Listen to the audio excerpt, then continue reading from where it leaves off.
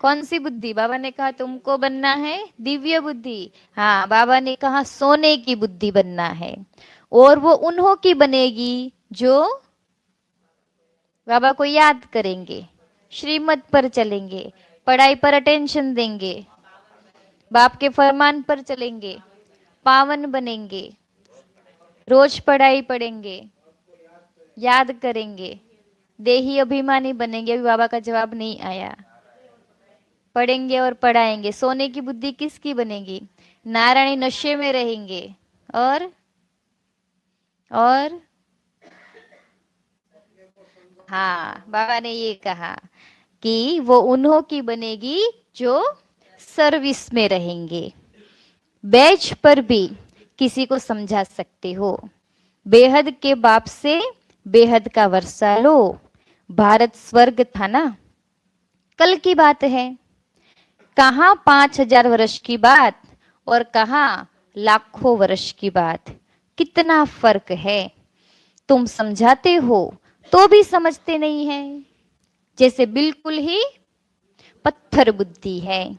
यह बेज ही तुम्हारे लिए जैसे एक गीता है, इसमें सारी पढ़ाई है। ठीक है, एक बेज के अंदर भी बाबा ने क्या कहा? सारी गीता। इसलिए बाबा बेज की बहुत वैल्यू बताते हैं कि कभी भी बेज को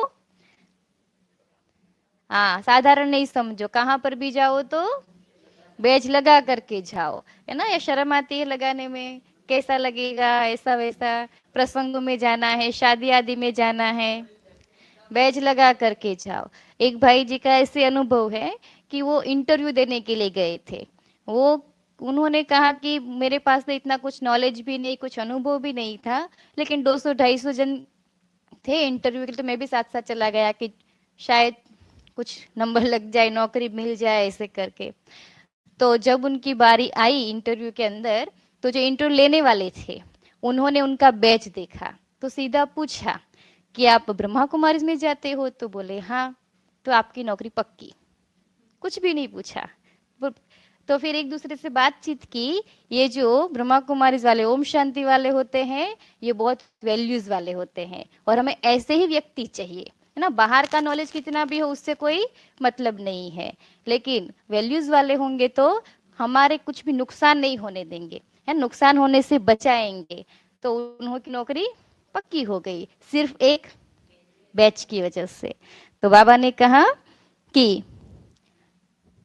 बैच भी तुम्हारे लिए जैसे कि एक गीता है, सारी पढ़ाई है। मनुष्य को तो भक्ति मार्ग